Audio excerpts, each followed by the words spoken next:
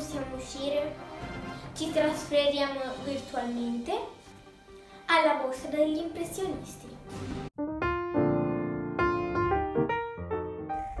Su questo splendido sfondo parleremo del famoso pittore italiano Giuseppe Gadano De Nittis. Perfetto. E della sua più famosa opera, Colazione in giardino. De Nittis è un pittore italiano nato a metà dell'Ottocento. È vicino alla corrente artistica del verismo e dell'impressionismo. Si è specializzato nella riproduzione di paesaggi e composizioni all'aria aperta.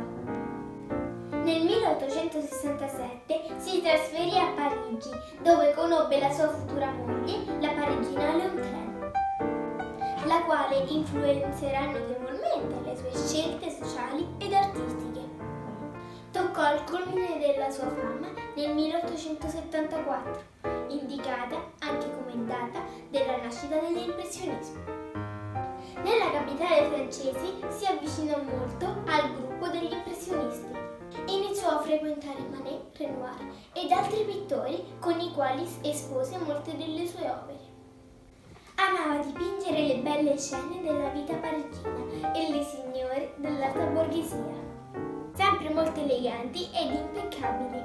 Uno dei più sensibili interpreti ottocenteschi del mondo femminile. La sua modella preferita fu proprio sua moglie, Leontine.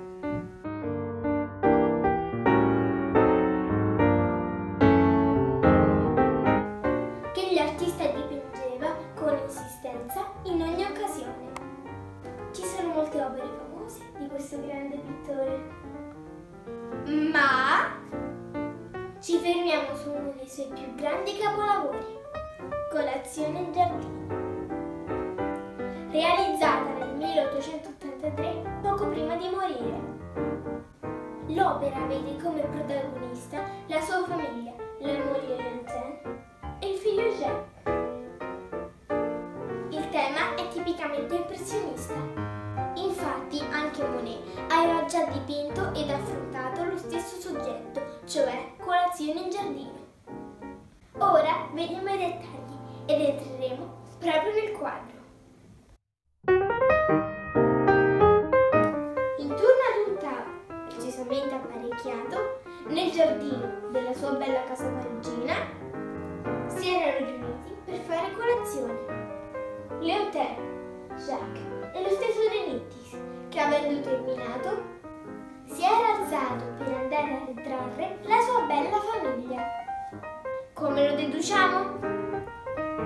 Notiamo qui la sua sede scostata e i resti del suo pasto.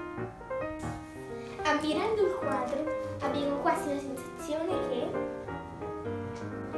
abbia lanciato un ultimo sguardo ai suoi cari, lasciandoci testimonianza sulla tela di quanto aveva visto. Madame Leontine, con la sua mano delicata, sta girando il cucchiaino nella tazza del caffè. Il figlio invece gira la testa, attratto da un'anatra che, distaccatasi dalle sue compagne, si sta avvicinando al tavolo in cerca di qualche briciola.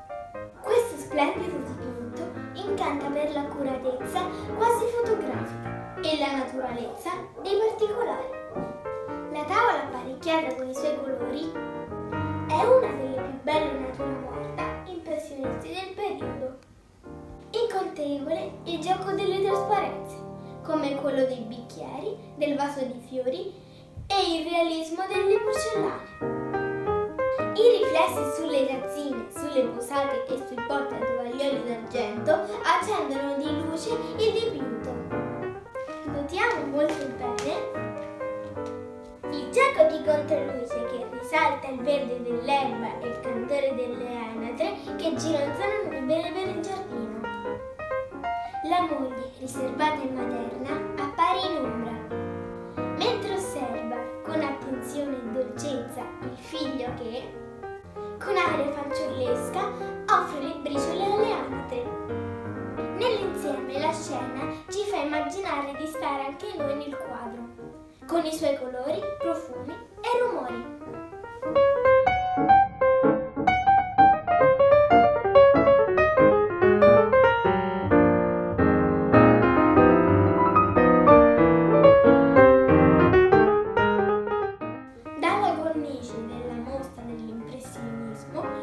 caro saluto da Gaia a tutti voi.